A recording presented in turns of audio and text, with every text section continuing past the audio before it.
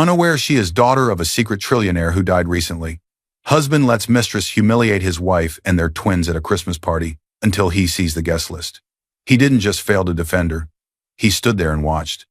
At a glowing Christmas party he'd bragged about for weeks, in front of clients, strangers, and a woman who was not his wife, Mark Carter let the mother of his children be treated like she was nothing. While the music played and the glasses shimmered, his mistress slid into the seat beside him, and his wife Evelyn was pushed to the back of the room, standing with their two 6-year-old twins pressed against her side. It wasn't one insult. It was layer after layer. The mistress laughed at Evelyn's simple dress. She told the staff to move the children because they were in the way. She raised a glass and joked that some people didn't belong everywhere they were invited. Mark heard it all. He didn't stop her. He didn't even look at Evelyn.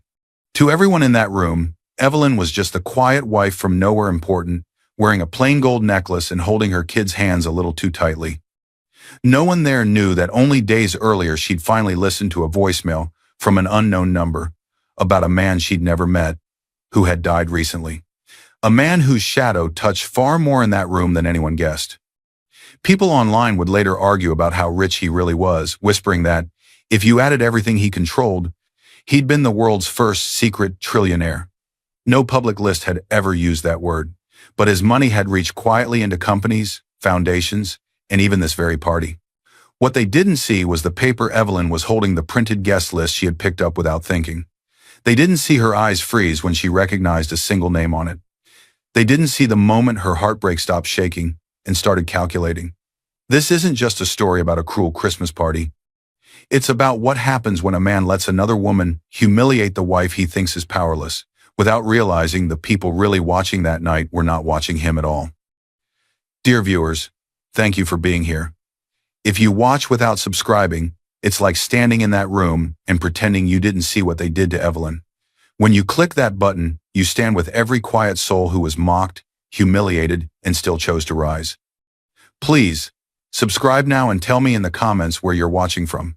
No one noticed Evelyn Carter when she stood at the edge of a room, and that was exactly how she had learned to survive. At 32, Evelyn had perfected the art of being unseen. Not because she was weak, but because life had taught her that attention often came with a price. She moved quietly, spoke carefully, and lived with intention. She didn't wear expensive clothes. She didn't chase trends. She didn't complain. Everything about her suggested someone ordinary, almost forgettable. She wasn't poor. But she lived modestly by choice. That morning she sat on the living room floor, carefully stitching a loose button back onto a small winter coat. The coat belonged to her son, Noah, one of her 6-year-old twins. His sister, Lily, sat beside him, legs crossed, watching her mother with serious focus. Say it again, Evelyn said softly, tying off the thread. Thank you, Noah said. And again, she reminded him. Thank you. Twice, Lily added proudly. Evelyn smiled. Teaching manners wasn't about politeness to her. It was about gratitude, about humility, about remembering that nothing comfort, love, or safety was ever guaranteed. She had learned that lesson early. Evelyn was raised by her mother alone. No stories of fairy tale love, no framed wedding photos, just a small apartment, secondhand furniture, and a woman who worked long hours but never complained. Her mother never spoke badly about the man who wasn't there. She only ever said one thing about him. If your father loved you, her mother would say while folding laundry, he did it from far away. As a child, Evelyn didn't understand what that meant. As an adult, she understood it meant distance chosen, intentional, painful distance. Once a year, without fail, an envelope arrived in the mail. Thick, cream-colored, no return address. Her mother always took it quietly and put it away without opening it in front of Evelyn. There was never excitement, never fear, just silence. Evelyn learned not to ask. Sometimes, though, she caught small details. A bank receipt left under a newspaper, a charity brochure tucked beside the envelope. Her mother never explained, but she always paid the rent on time that month. Some things her mother believed were safer, unexplained. The clearest memory Evelyn had of her father wasn't a face. It was a moment. Her high school graduation. While everyone else took photos and hugged relatives, Evelyn noticed a man standing across the street, older, well-dressed, but not flashy. He didn't wave. He didn't come closer. He simply stood there, watching her with an expression she couldn't name. Regret, maybe. Pride. Loss. Her mother stiffened beside her when she saw him, her hand tightening slightly on Evelyn's shoulder. "Come on," her mother had said gently, steering her toward the group. "They're calling your name for photos." When Evelyn looked back, the man was gone. Years later, she would realize that was the closest he ever allowed himself to come. Back in the present, Evelyn slipped on her simple gold necklace before standing up. The chain was old and heavier than it looked. It didn't match her lifestyle at all. It had belonged to her mother, and before that, someone else. Evelyn never took it off, not even when money was tight. It was the one thing she owned that felt significant. She gathered her twins and helped them into their shoes. Through the open doorway, she could hear her husband, Mark Carter, speaking sharply on the phone. Mark was 35, confident, ambitious, and increasingly impatient with things that didn't serve him. He was good at appearing charming in public. At home, he was distant, dismissive. "Don't argue with me," Mark said into the phone, pacing. "I already said no. Sponsors want numbers, not excuses." Evelyn paused. She didn't interrupt. She never did. Mark hung up and glanced at her, eyes scanning her clothes, the mended coat, the quiet children. His jaw tightened slightly, not anger, but something colder, disapproval. "You didn't have to fix that," he said flatly. "We could have bought a new one. I told you my bonus cleared." Evelyn nodded. "It still works. And they like this one." Mark didn't respond. He grabbed his keys and work bag and headed for the door. "You'll make dinner?" he asked, already half turned away. "Yes," she said. He left without another word. The silence he left behind was heavier than noise. Evelyn knelt again to help Lily tie her shoe, pushing away the familiar ache in her chest. She had learned long ago not to demand warmth from people who didn't know how to give it. Later that evening, after the twins were asleep, Evelyn stood alone in the kitchen. The house was quiet, too quiet. Her phone buzzed on the counter. Unknown number. She stared at the screen. Her heart skipped not from fear, but from something deeper. Memory. Her mother's voice echoed in her mind, clear as if she were standing beside her. "If anything ever happens," her mother had whispered once, during a rare moment of vulnerability. "Answer calls from numbers you don't recognize. The right people won't use your name in public." Evelyn's thumb hovered over the screen. The call stopped.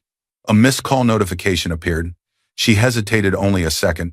Then, exhausted, she silenced the phone and placed it face down on the counter. Whatever it was, she told herself, it could wait until morning. She had learned to delay questions, learned to survive without answers, but as she turned off the kitchen light, she didn't notice the small voicemail icon blinking softly on the dark screen. And she didn't know that the next time that phone rang, everything she believed about her life, her marriage, her worth, her past, would begin to crack open. Some doors don't knock twice. They call and call until you finally pick up. The first time Mark Carter raised his voice at Evelyn, it wasn't in anger, it was in laughter. "You're different," he had said, leaning back in his chair, studying her like a rare find. "Most women want more. You don't." At the time, Evelyn had taken it as a compliment. Now, standing in the hallway with her twins clinging to her legs, she watched Mark adjust his jacket in the mirror, his movements sharp and impatient.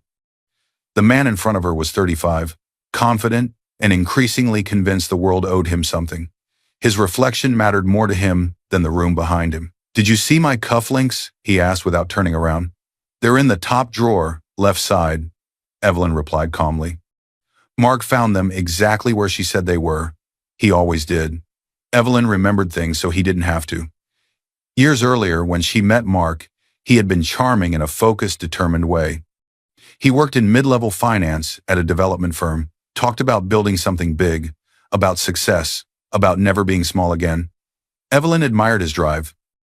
She admired how certain he was of himself, how he made decisions quickly, without doubt. He admired something else in her quiet. "You don't argue," he had said on their third date, almost with relief. "You listen." Evelyn had smiled then. She thought listening was love. From the beginning, she supported him in ways no one ever saw. When Mark stayed late at work, she waited. When his mood shifted, she adjusted. When he said stress made him sharp, she believed him. When people warned her about his temper, she defended him. He doesn't mean it, she would say. He just wants to do well. She believed loyalty could soften anyone. When the twins were born, Evelyn stepped back from her own career without complaint. She had been offered a promotion, one that would have meant travel, recognition, independence. A regional coordinator role, she declined it quietly. Stability matters more right now, she told herself. Mark never asked what she gave up. He assumed she hadn't lost anything important. Over time, his admiration for her humility slowly turned into expectation. He controlled the household finances not with threats or raised hands, but with indifference. He set up the accounts in his name for simplicity. He decided what made sense, what was necessary, what was extra. Evelyn never fought him on it. She trusted him. Mark, on the other hand, didn't trust money unless it was under his control. He often mocked wealthy people during dinner, called them parasites, said they were born lucky and thought they were better than everyone else. Real work isn't inherited, he'd say, shaking his head. You earn respect. The rest is just numbers on a screen. Once, half joking, half serious, he looked at Evelyn and said, "If you had real money, I'd know. I see everything." She laughed then. The idea felt ridiculous. Her world had always been small and carefully managed. She didn't crave more. She didn't dream of power. She dreamed of peace, of raising her children gently, of keeping promises. She believed marriage was about endurance. That belief kept her quiet longer than it should have. On this particular morning, Mark moved past her toward the door, phone already in hand. The twins watched him with wide eyes. Noah stepped forward. "Dad, are you coming to my school thing today?" Mark paused, then checked his watch. "We'll see," he said quickly. "I've got meetings. Big ones." Evelyn placed a hand on Noah's shoulder. "It's okay," she said softly. Mark slipped on his shoes. As he reached for the door, he stopped and turned back toward her. His expression changed, not angry, but calculating. "Oh, one more thing," he said. Evelyn looked up. "I'm in charge of the firm's Christmas event this year," Mark continued. "Not just the usual office thing. We're hosting some clients and sponsors, important people Sienna brought in. I've been working on this for weeks," he went on, straightening his jacket. "Told everyone at the office it's going to be the event of the year." He said the name casually, as if it had come up 100 times. "You'll be there," he added. "Of course." Evelyn nodded. Mark's tone hardened just a fraction. "Enough to notice. It's important you don't embarrass me." The words landed heavier than they sounded. Not a request, a warning. Evelyn didn't ask what he meant. She didn't ask what he was worried about. She simply said, "I won't." Mark seemed satisfied. He opened the door and left, already distracted by his phone. Evelyn stood still long after he was gone. The twins looked up at her, sensing the shift in the air. She forced a smile for them. She always did. But as she gathered their coats and bags, a quiet thought settled in her chest, uncomfortable, unfamiliar. For the first time, she wondered who the party was really for, and why he sounded afraid. Sometimes, the people you trust the most are the ones already preparing for you to stand in the wrong place. The first thing Evelyn noticed was the sound of heels. Sharp, confident, familiar in a way that didn't belong inside her home. She was standing at the kitchen counter, helping Lily with a homework worksheet, when the front door opened. The lock turned, metal against metal. Noah looked up first, his pencil pausing midair. "Dad's here," he said. But it wasn't Mark's voice that reached them first. "Your place is always warmer than I expect," a woman said lightly, as if she had said it many times before. Evelyn frowned. She glanced at the phone on the counter and saw a message she hadn't heard arrive while she was reading with the twins, bringing a colleague by. "Need to grab a file." She turned. The woman who stepped inside moved like she already knew where everything was. She was in her early 30s, polished and stylish, without trying too hard. Her hair fell perfectly over one shoulder. Her coat was expensive but worn casually, as if she didn't need to prove anything. Mark followed behind her, keys in hand, already checking his phone. He had clearly opened the door and let her go first. "Oh, Evelyn," he said, sounding more surprised to see his wife than the woman he'd brought. "This is Sienna Blake." Sienna smiled immediately. Wide, friendly, confident, too confident. "It's so nice to finally meet you," Sienna said, stepping forward and offering her hand. "Mark's mentioned you. Evelyn hesitated only a second before shaking it. Sienna's grip was firm, familiar. And these must be the twins, Sienna added, crouching slightly. Hi, sweeties. Evelyn stiffened. She hadn't invited her to use that word. Noah glanced back at his mother. Lily smiled politely, the way Evelyn had taught her. Nice to meet you, Evelyn said carefully. Sienna straightened and walked past her, heading toward the kitchen without asking. She opened the correct cabinet on the first try and pulled out a glass, then paused. Mark, do you still keep the good ice on the top shelf, or did you finally move it? She asked casually. Mark didn't look up. Top shelf. Same place, he said. Sienna reached for it with ease. Evelyn watched, her mind quietly cataloging details. Sienna knew where things were. She knew about the good ice, an inside joke Evelyn hadn't heard Mark make in years. She didn't ask permission. She didn't wait to be offered anything. She belonged here at least. She acted like she did. Mark finally looked up and smiled. You didn't have to come by today, he said. Sienna waved a hand. I was nearby anyway. And you forgot your folder at the office again. She handed him a slim leather case. Mark exhaled in relief. Right. The sponsor files. I don't know what I'd do without you. The words were casual. The way he said them wasn't. Evelyn felt something tighten in her chest, slow and cold. They moved around each other easily. Too easily. Sienna leaned against the counter while Mark spoke, finishing his thoughts without thinking. We'll need to move the presentation up, Mark said. By at least a week, Sienna added smoothly. The foundation board won't want to wait until after the holidays. Mark nodded. Exactly. Foundation board. Sponsors. Words Evelyn hadn't heard much about before Sienna appeared. Evelyn stood quietly, her hands folded. She told herself she was imagining it, that this was normal, that this was work. Sienna turned to her again, eyes bright with interest. So, she said pleasantly, how long have you two been married? The question was innocent, curious, almost friendly. Evelyn opened her mouth to answer. We should get going. Mark cut in quickly, glancing at his watch. Traffic's going to be bad, and Sienna has another meeting. Sienna raised an eyebrow but smiled. Right, of course. Evelyn noticed how Mark avoided her gaze. Sienna slipped on her coat, then paused near the door. She turned back toward Evelyn. Oh, she said lightly. I'll see you at the party. Evelyn blinked. The party? Mark stiffened. Sienna tilted her head, confused. The Christmas event. Mark said it was all set. Our sponsors and the foundation board love these things. Evelyn looked at her husband. He didn't look back. It's just a work thing, he said quickly. I probably forgot to mention, it's fine, Evelyn said, her voice calm. Too calm. Sienna's smile widened. Great. It'll be fun. These people love to see who's behind the scenes. She waved at the twins. Bye, sweeties. The door closed behind her. The house felt different immediately, quieter, heavier. Mark cleared his throat. She's helpful, he said. Very organized, knows people. Evelyn nodded. She seems comfortable. Mark frowned slightly. She's just confident. Evelyn didn't argue. She never did.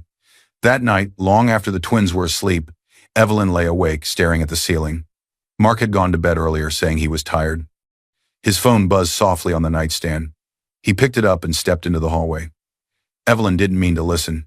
She just couldn't sleep. Mark's voice was low, urgent. She noticed. He said. A pause. No, not everything, he continued. She doesn't need to know everything. It's fine. Just be careful. Silence stretched. I'll handle it. He ended the call and stood still for a moment before returning to bed. Evelyn closed her eyes. For the first time, she didn't feel invisible. She felt excluded. And somewhere deep inside her, a quiet warning took shape. Some smiles don't arrive to introduce themselves. They arrive to replace you. The phone rang again at exactly 11:47 p.m. This time, Evelyn didn't silence it. She sat upright in bed, heart pounding so loudly it drowned out the soft hum of the house. Mark was asleep beside her, turned away, his back a wall she had learned not to knock on. The twins were down the hall, breathing evenly, unaware that the night was about to split their mother's life into a before and an after. The screen glowed. Unknown number. Evelyn stared at it, then noticed the tiny red badge she had ignored all day. One missed voicemail. Same number. She slipped out of bed, bare feet silent against the floor, and stepped into the hallway before pressing play. Miss Evelyn Carter, a calm male voice said, measured and professional. My name is Daniel Rowe. I'm an attorney calling regarding a confidential estate matter. I'm sorry to contact you at an inconvenient time, but I believe I represent someone connected to you. It's important we speak. Please return this call at your earliest convenience. That was it. No details, no drama, just controlled urgency. Evelyn's heart beat faster anyway. Estate. Connected to you. Her mother's warning echoed in her mind. If anything ever happens, answer calls from numbers you don't recognize. The right people won't say too much on a message. Before she could talk herself out of it, she pressed the number and called back. The line rang once, twice, then clicked. Daniel Rowe speaking. This is Evelyn, she said. Evelyn Carter, you called me earlier. His tone shifted immediately, the way professionals sounded when something important finally landed where it was supposed to. Miss Carter. Thank you for returning my call, he said. I'll keep this brief for now, and we can arrange a proper meeting later. Evelyn leaned against the hallway wall. Okay. I regret to inform you, Daniel began, that your biological father passed away 3 weeks ago. The words landed without sound, like snow falling into deep water. My biological father? She repeated. Yes, Daniel said carefully. Your mother consented to a confidential paternity test when you were in college. The sample was collected privately, processed through an independent lab, and the results were sealed at the client's request. Confirmation has been in place for years. It was legally restricted until his death. You were never informed, he added. That was a condition he insisted on. You were meant to live your life unaware, until it was safe for you to know. Her thoughts raced backward, years of unanswered questions. Her mother's careful silence. The envelopes that arrived once a year and disappeared just as quietly. The man across the street at graduation. There is no ambiguity, Daniel continued. You are listed as his sole biological heir. Evelyn's chest tightened. Sole meant alone, no siblings, no one else. He lived a very private life, Daniel said. Publicly, he appeared as an investor in several large companies and foundations. Privately, his holdings were extensive. He paused, choosing his words. You'll see numbers in the news eventually. People will exaggerate. What matters legally is that his estate has been placed in an irrevocable trust, and you've been shielded from it until now for your safety. Evelyn swallowed. My mother knew? Yes, he said. She agreed to his conditions on one term, that you would never be abandoned. He provided financial support anonymously. She protected your day-to-day life. The envelopes, the stable rent, the way her mother never panicked, even when work was slow. It clicked into place with painful clarity. Why didn't he? She stopped. There were too many ends to that sentence. Daniel spoke gently. He believed exposure would put pressure on you, make people approach you for what you had, not who you were. He watched from a distance, Miss Carter. Not perfectly, but intentionally. Evelyn pressed a hand to her necklace, the familiar weight suddenly heavier. What happens now? She asked. The trust activates fully, Daniel said. We'll need to verify your identity in person, walk you through documents, answer questions. For the moment, your name is sealed. Nothing has been filed publicly that links you to him. You have time to decide how visible you want to be. Evelyn stared down the dark hallway toward the twins' room. Time, privacy. Two things she suddenly understood were worth more than money. Daniel hesitated, then continued. There is one more thing, he said, and I apologize if this feels intrusive. Part of our work has been monitoring potential risk factors in your environment, people who might try to use you if they knew who you are. Ice slid down her spine. What do you mean? We're aware your husband's firm is co-hosting a holiday event with one of the foundations your father quietly funded, Daniel said. Several of us will be attending in our professional capacities. Our names are on the guest list as representatives of the trust and related entities. Evelyn's fingers tightened around the phone. You know about my husband's party? She said slowly. We know about the event, he corrected. We didn't choose it. It was set before your father passed. Your husband's company has been trying to move closer to certain donors. Miss Blake Sienna leveraged prior connections to secure invitations. She doesn't know the full extent of who she's dealing with. Sienna, sponsors, foundation board. The puzzle she hadn't understood earlier shifted into a different picture. If you attend, Daniel added, you may see my name Daniel Rowe and my colleague Laura Kim on the printed list. That's not a coincidence. We won't approach you publicly unless you invite it. For now, I just needed you to know your life is already intersecting with this estate, whether anyone in your home realizes it or not. Evelyn's breath shook once. She forced it steady. Okay, she said quietly. I need time. Of course, he replied. We'll send you a secure email with proposed times to meet, away from your husband and his colleagues. No decisions tonight, just information. Thank you, she whispered. Miss Carter, Daniel said softly before ending the call. You've been living as if you have nothing protecting you. That's no longer the case. Please don't share this with anyone you don't fully trust yet. Not until we've spoken again. She ended the call and stood in the dark hallway, the phone pressed to her chest as if it could anchor her to the floor. Her father was dead. Her life, everything she thought she understood, had been shaped by a decision made long before she had any say. And someone, somewhere, had already connected the dots she was only just beginning to see. She walked slowly into the kitchen and sat at the table. The gold necklace around her neck felt heavier than ever, no longer just a memory but a marker. Proof. She remembered her mother's voice again, clearer now. If anything ever happens, answer calls from numbers you don't recognize. It had happened. All of it had already happened. From the hallway, she heard Mark stir in his sleep. A reminder that the life she lived now, the marriage she had trusted, was standing directly in the path of something much larger. The party, the foundation, the woman who smiled too comfortably. Evelyn looked down at her phone again. The unknown number no longer felt like a threat. It felt like a door. She wasn't ready to step through it yet, but for the first time in her life, she understood something with perfect clarity. This wasn't arriving late. It was arriving exactly when it needed to. And whatever waited for her at that Christmas party wasn't coincidence. It was a room her father's shadow had already walked into. Some truths don't explode when they arrive. They sit quietly waiting for the right room to walk into. The moment Evelyn stepped inside, she knew she shouldn't have come. The room was loud with laughter and polished voices, filled with people who looked like they belonged everywhere they stood. Soft lights reflected off glass and decorations, but the warmth was artificial, carefully arranged.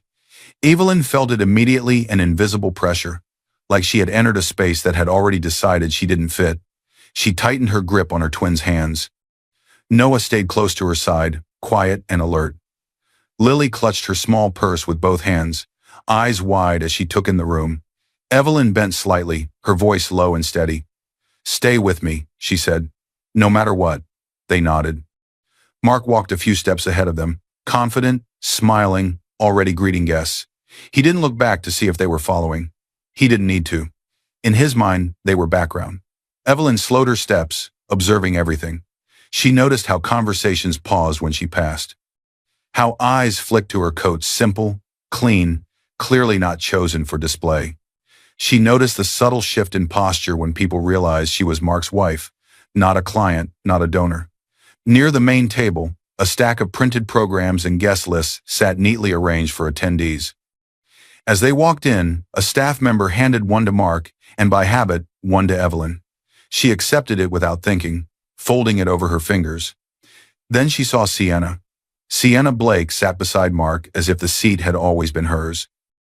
Her dress was elegant, fitted perfectly, designed to draw attention without asking for it.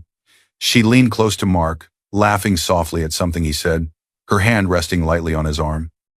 The chair next to them where a spouse usually sat was empty, a handbag hanging off the back as if claiming it for someone more important. Evelyn stopped. This time, there was no confusion, no benefit of doubt. Sienna looked up and noticed her. Their eyes met. Sienna smiled. It wasn't friendly. It was satisfied. Oh, Sienna said brightly, standing halfway. You made it, Evelyn nodded. We were invited. Sienna's smile widened just enough to sting. Of course. Her gaze slid slowly down Evelyn's simple coat and understated dress. You really committed to the no-frills look, huh? Sienna said lightly. Bold choice for tonight. Mark finally turned. His expression flickered surprise at seeing the twins in their good coats, then irritation, then control. There you are, he said, as if Evelyn had arrived late to something she already owed him. "You can stand over there for now." He gestured vaguely toward the edge of the room. Evelyn looked at the empty chair near him, then back at Mark. "I thought, it's reserved," Sienna cut in smoothly, "for sponsors and board members. Seating is delicate tonight." She sat back down, crossing her legs, her hand still on Mark's arm. Evelyn said nothing. She guided the twins toward the side of the room, her posture straight, her face unreadable. She felt dozens of eyes on her now, watching, measuring. A server approached with a tray. Sienna waved him over. "Actually, could you move the children away from here?" she said lightly. "They're kind of in the way of the service path." The words were polite on the surface, sharp underneath. The server hesitated and glanced at Evelyn. Mark didn't intervene. He didn't say, "They're fine." He didn't say, "They're my kids." He said nothing. Evelyn felt Lily's fingers tighten around hers. "It's okay," Evelyn said softly to the server. "We'll move." She led her children farther back, closer to a wall where the music sounded duller and the conversations faded into background noise. There were no chairs. They stood. Minutes passed, then more. Evelyn shifted her weight slightly, careful not to show discomfort. Lily's feet began to ache. Noah leaned into her leg. Evelyn scanned the room. She saw people notice. She saw them look away. A few frowned, uneasy. No one spoke. Sienna laughed loudly from across the room, then raised her glass, tapping it gently to draw attention. The room quieted. "I just want to say something," Sienna said, smiling warmly, as if she were doing everyone a favor. "Tonight is about celebration, about belonging, about knowing where you fit." Her eyes flicked briefly toward Evelyn and the twins by the wall. "Some people," Sienna continued, lifting her glass higher, "don't belong everywhere they're invited." A few guests laughed awkwardly. Others shifted uncomfortably. One woman looked down at the floor. Mark stood beside her. He didn't stop her. He didn't correct her. He didn't look at his children. Something inside Evelyn finally went still. Not broken, not angry, focused. The same staff member from the entrance passed by, placing another stack of printed programs on a small side table near where she stood. Evelyn reached for one without thinking, her fingers brushing the thick paper. A guest list. She lowered her eyes, skimming it absently until one name stopped her breath. Daniel Rowe. The letters blurred for a second, then sharpened. The voice from the late-night call now had a place in the room. Her heartbeat slowed. The room seemed to pull away, sound fading, faces blurring. That name wasn't a coincidence. It couldn't be. She read it again. Then once more, noticing the line beneath it, Laura Kim, the trust administration contact Daniel had mentioned in passing, and other names she recognized from the firms and foundations he'd referenced. Her grip tightened slightly on the paper. When she lifted her gaze, she saw him. Across the room, a man stood quietly, watching her, not Mark, not Sienna, but someone else, older, composed, in a well-cut suit that didn't shout wealth but whispered precision, Daniel Rowe. His expression wasn't judgmental. It was assessing, almost respectful. Evelyn's face didn't change. No anger, no fear, only calculation. She folded the guest list carefully and slipped it into her coat pocket. She looked down at her children and smiled gently. "Stay right here," she whispered. "I'll be back in just a minute. I'll be close enough for you to see me." They nodded, trusting her without question. As she stepped forward, the lights above seemed harsher, the air colder. Mark noticed her movement and frowned, sensing something shift but not understanding what. Sienna watched too, her smile faltering just a little. Evelyn walked calmly, no rush, no hesitation, toward the center of the room, toward the man whose name had been living quietly inside her voicemail. Because now, she knew something they didn't. This room wasn't built on Mark's power. It was built on her father's shadow. And whatever was about to happen next wouldn't be loud. It would be precise. Some moments don't ask for courage. They reveal it. She didn't get far. "Mom," Lily whispered, tugging her sleeve. "Don't go too far." Evelyn glanced back. The twins' faces were small and serious in the crowd. She couldn't leave them alone in a room where they'd already been treated like an inconvenience, so she returned to the wall. Her heart was still pounding, but the humiliation had sharpened into something else entirely. Focus. She unfolded the program and guest list again, smoothing the thick paper with steady fingers. Around her, The party continued, glasses clinking, soft music playing, laughter rising and falling in waves. To everyone else, this was a celebration. To Evelyn, it had become evidence. Names, titles, affiliations. She read slowly this time, not just looking for the one name she already knew. Daniel Rowe, Senior Estate Counsel. Laura Kim, Trust Administration. Her chest rose and fell carefully. The call in the dark hallway hadn't been a dream. These weren't random professionals at a corporate party. Below that, Jonathan Hale, Financial Compliance Auditor. Elena Locke, Chair, Locke Family Philanthropic Foundation. The foundation name matched the ones Daniel had mentioned. Quiet donors, long-term partners. Her father's circles. Evelyn's mind raced. These were not Mark's people.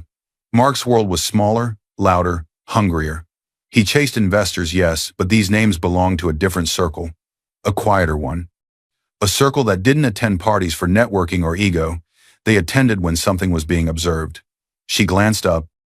Across the room, Daniel Rowe stood near a tall cocktail table, posture calm, eyes moving deliberately, not scanning the room randomly but locating someone. Her. Nearby, Laura Kim spoke softly with another guest, her attention focused, her expression neutral but alert. Jonathan Hale, the compliance auditor, stood in conversation with Marianne Locke, the foundation chair, both of them occasionally glancing at the main sponsor table where Mark and Sienna sat. None of them were watching Mark with admiration. They were watching the event, watching behavior, watching her. A chill slid down her spine, not fear, but recognition. This wasn't coincidence. She remembered Mark boasting weeks earlier about the guest list, about how Sienna had helped him reach higher. She knows people, he had said dismissively, the right kind. Evelyn understood now. Mark hadn't invited power. Power had followed her. She shifted slightly, her gaze moving to Sienna. Sienna stood confidently beside Mark, laughing too loudly, basking in attention she believed she had earned. Her confidence rested on a lie she didn't even know she was telling. Sienna had promised connections. Mark had believed her. Neither of them had realized who the connection really was. Evelyn exhaled slowly. This party wasn't Mark's showcase. It was her father's shadow arriving early. The thought settled heavily, but it didn't crush her. It steadied her. She remembered the envelopes, the silence, the distance, the protection disguised as absence. Her father hadn't stepped into her life, but he had never stopped watching it. And now, even in death, the safeguards he put in place were still working. Evelyn felt eyes on her again. This time, she didn't look away. Daniel Rowe turned fully toward her. Their gazes met, and for the first time that night, she gave a tiny nod, permission, not panic. He nodded back once, subtle, respectful. Her pulse quickened not with panic, but with resolve. At the main table, Mark finally picked up one of the printed programs he'd been ignoring all night and flipped to the guest list, half distracted. His eyes skimmed lazily until they caught on a cluster of names he recognized from office whispers. Daniel Rowe, Senior Estate Counsel.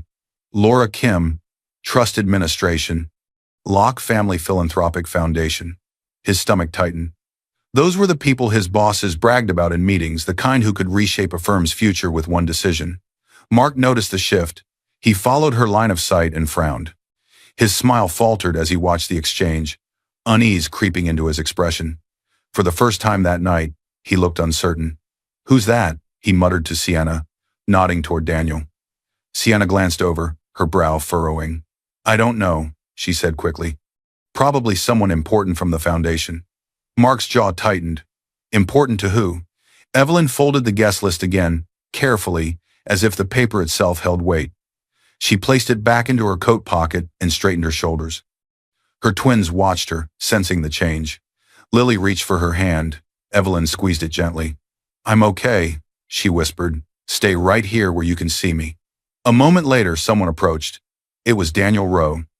He moved quietly, deliberately, stopping just far enough to be respectful. His voice was low when he spoke. "Miss Carter," he said softly, "may I speak with you privately for a moment?" The words cut through the noise like a blade. Mark turned sharply. "Excuse me?" he said, stepping forward. "Is there something you need?" Daniel glanced at him briefly, just long enough to acknowledge his presence. Yes, Daniel replied evenly, but not from you. Mark stiffened. Daniel's eyes returned to Evelyn. There was no pity there, no surprise, only confirmation that she was exactly who he thought she was. It won't take long, he added, and it concerns matters we discussed on the phone. The room seemed to tilt. A few nearby guests, hearing the word phone, glanced over with quiet curiosity. Evelyn didn't look at Mark. She didn't look at Sienna. She looked at her children once more, then back at Daniel. Of course, she said calmly. If we can stand where my children can still see me. Of course, he echoed. Just over there. He gestured toward a quiet corner a few steps away, still within the twins' line of sight, but far enough from the main crowd to be out of earshot. Mark's confidence cracked not loudly, not dramatically, but enough to be noticed. His smile vanished. His posture tightened. Evelyn, he said, a warning edge creeping into his voice. We're in the middle of something. She turned to him then, her expression unreadable. So am I, she said. I'll be right back. Daniel waited, giving her space to decide. When she stepped toward him, she did it without hesitation. As Evelyn followed him, she felt something shift behind her whispers starting, eyes tracking, curiosity rising. Daniel didn't launch into explanations.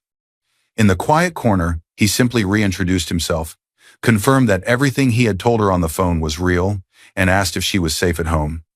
He suggested a meeting away from the party, away from her husband to go over details. We'll contact you with a secure time and place, he said softly. This is not the room where you need to carry this alone. She nodded once. I understand. They parted after less than 2 minutes. No raised voices, no drama. Just a new trajectory. Evelyn walked back to her children with her shoulders a fraction straighter. She didn't know exactly what would come next, but she knew this much with absolute certainty. The night Mark planned to humiliate her had just become the night everything began to turn. Some names don't belong on a list by accident. They arrive when a story is ready to be corrected. The first document hit the table like a quiet explosion. Evelyn didn't flinch, but the room did. It had been a little over a week since the Christmas party. In that time, she had gone on making breakfasts, packing lunches, folding small clothes, and answering carefully timed calls from numbers that no longer scared her. Now she sat in a small, neutral office with no decorations meant to impress. Just clean lines, soft light, and a sense of order that calmed the storm building beneath her ribs. Across from her sat Daniel Rowe, the estate attorney who had spoken to her at the party, measured, precise, careful with every word. To his right was Marianne Holt, a divorce attorney in her early 40s, known more for airtight preparation than courtroom theatrics. Near the window stood Evan Brooks, a private investigator with a posture that suggested patience was his sharpest tool. Beside Evelyn, silent and steady, sat Rachel, a longtime friend from before marriage, before compromise. The one person Evelyn had quietly called and asked, "Can you come with me?" Evan slid the first folder forward. "This is where it starts," he said. Inside were bank statements, clear, undeniable. Evelyn leaned in, eyes scanning numbers with a calm she didn't feel. Transfers she didn't recognize. Withdrawals timed carefully. Small amounts at first, then larger. All taken from shared accounts, routed through a company name she had never heard spoken out loud.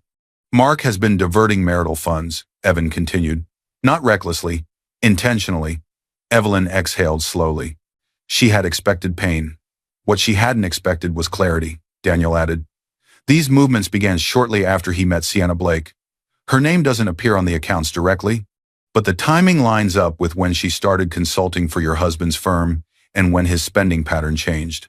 Another folder followed. Payroll records. Shell consulting fees. Invoices with vague descriptions and neat formatting. Sienna was placed on payroll through a consulting firm Mark created, Evan explained. Minimal documentation of actual services. Just a clean way to move money out of shared finances and, in some cases, to mischaracterize money tied to donations from the foundation. Rachel closed her eyes for a moment. Evelyn didn't. She forced herself to look. The foundation's compliance department flagged some of this before your father passed, Daniel said quietly. They didn't know who you were yet. They knew only that someone at your husband's firm was too eager to leverage donor money and reputation. Weeks passed in careful increments. The investigation didn't rush because Evelyn didn't. She still took her children to school, still read bedtime stories, still lived quietly, Only now, every quiet moment was layered with purpose.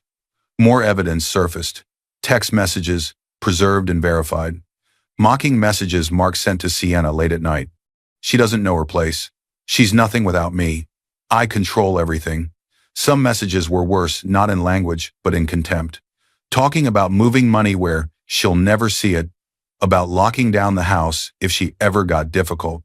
Evelyn read them once, then again, then placed the phone face down. I need the full picture, she said calmly. Marianne nodded. You'll have it, she replied, and we'll move only when you're ready, not before. Witness statements came next. Party guests who had noticed the humiliation, staff who had been instructed to move the children, a server who remembered Sienna's words clearly and that Mark had heard them and said nothing, a foundation representative who noted, in a formal report, that they were concerned by the host's disregard for his own family during a donor-facing event. Each statement signed, each account aligned. And then Daniel placed a single document in front of her. Trust documentation. At the top was a seal. Evelyn's breath caught not with shock, but recognition. The symbol engraved on the page matched the small, worn pendant resting against her collarbone. The simple gold necklace she had worn for years without knowing why it mattered. Her father's foundation seal. She touched the necklace instinctively. He wanted you identified without being exposed, Daniel said quietly. If anything happened to him before this all reached you, this symbol was his way of letting you know we were the right people. The room fell silent. Evelyn closed her eyes not to grieve, but to steady herself. Her life hadn't been small. It had been protected. More files followed. Draft documents Mark had prepared, post-nuptial agreements he'd never had the courage to present yet, designed to limit her rights if he ever did. Notes from meetings she was never told about, where he'd ask questions about shielding assets from a spouse who didn't understand money, a plan that depended entirely on her silence and trust. She felt something shift, not rage, not collapse. Resolve. Evan broke the silence gently. He doesn't know how much we've traced, he said. From the marriage accounts, from the business, and from the way he's tried to lean on foundation money. He thinks this is still under the radar. Evelyn met his eyes. He doesn't know we have enough to make people look at him the way they looked at me, she said quietly. The words hung in the air, not as a threat, but as fact. Marianne slid one last document across the table. A divorce petition, carefully prepared, thorough, unavoidable. We can file this when you're ready. We already have grounds, Marianne said. You don't need his permission to leave. Evelyn picked up the pen. Her hand didn't shake. She signed her name once, then again where it was needed. With each stroke, something old loosened its grip on her chest. When she finished, she placed the pen down neatly. I won't make a scene, she said, but I won't disappear. Daniel nodded. That's wise. We're also initiating the necessary reports with the foundation and the firm's compliance officers. What happens next to his accounts won't be because of your new status. It'll be because of his choices. Evelyn stood, her posture composed, her voice steady. Next, she said, we tell the truth. As they gathered the files, Rachel reached for her hand and squeezed it once. Outside, the world continued as if nothing had changed. But Evelyn knew better, because the quiet part was over. And soon, very soon, the people who had watched her stand in silence would hear her speak. Some endings aren't loud, they're signed and then revealed. The room went silent the moment Evelyn Carter stood. Not the uneasy quiet of a party losing its music, but the sharp, expectant silence of people realizing something irreversible was about to happen. The setting had changed completely from the Christmas gathering. This was a formal conference space arranged by the foundation's legal team and the firm's board, clean and bright, built for clarity, not comfort. Long tables, neutral walls. Rows of chairs filled with legal observers, internal compliance officers, select members of the foundation board, and a small cluster of financial journalists invited under strict ground rules. Everyone had been told they were there for a personal and financial clarification relating to donations and governance. Mark stood near the front, tense, jaw tight. He hadn't expected her. Not here. Not like this. He'd convinced himself this would be about misunderstandings he could talk his way out of. Sienna stood a few steps behind him, arms folded, posture still confident, but her eyes darted more than before. The earlier summons had mentioned questions about consulting arrangements. She'd told herself she could handle it. Evelyn took one steady breath. She looked different, not in clothes, not in makeup, but in presence. She wasn't hiding. She wasn't bracing. She stood straight, hands resting calmly on the table in front of her. No tears, no anger, only control. "My name is Evelyn Carter," she began, her voice clear and even. "Thank you for giving me a few minutes within this session." Mark shifted. "Evelyn, what is this?" he said sharply, trying to attach a strained smile to his words. "We can talk about this at home. This doesn't concern them." No one responded to him. Evelyn didn't look at him. "I'm making this statement to clarify several matters that have recently intersected," she continued. "Some personal, some legal, all factual. I'll be brief, and everything I reference is already documented with counsel." She nodded once to the side. Daniel Rowe, the estate attorney, remained seated among the other legal representatives. He did not speak. He didn't need to. His presence was enough. Evelyn reached into her folder and removed the first document. "I am the sole biological heir to a private estate," she said. "The trust associated with that estate was activated recently following the death of my father. His identity was legally protected during his lifetime.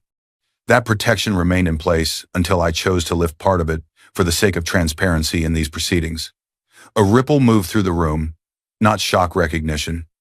Several faces, especially on the foundation side, showed quiet confirmation. Mark laughed once, short and strained. This is ridiculous," he said. "She's exaggerating. You don't have to." No one laughed with him. Evelyn placed the document flat on the table and slid it toward the central legal representative. "The trust documentation has been independently verified," she said calmly. "I did not seek this money. I did not know it existed. But I will not deny it, and I will not allow my lack of knowledge to be used against me." She paused, not for effect but for accuracy. "The relevance here is simple," she added. "I have no financial reason to fabricate what I'm about to say." She took out another set of papers. "Over the past several months," she continued, "marital funds were diverted from shared accounts without my consent. Some of those funds were moved through entities that also handled donated money connected to this foundation." Mark's face drained of color. "These funds were transferred through shell consulting fees," Evelyn said, her voice steady, "and placed on payroll under false or inflated services." She lifted a page. "The primary recipient was Sienna Blake." Every head turned. Sienna's smile froze. Evelyn placed screenshots on the table, clear, organized, labeled. Bank transfers tied to dates, internal memos, text messages. A short summary Evan had prepared of the pattern, with footnotes referencing the attached documents. One by one, she slid witness affidavits forward. A server from the Christmas event, an event staff member, a guest, a foundation representative. Each page moved across the table with a soft, unmistakable sound. No music, no shouting, just paper. Mark reached for one document, hands shaking. "This is out of context," he said hoarsely. "You don't understand how business works. This is normal." Evelyn finally looked at him. "There is no context where hiding money from your family and misusing relationships with donors is acceptable," she said quietly. She turned back to the room. "I have filed for divorce," she said.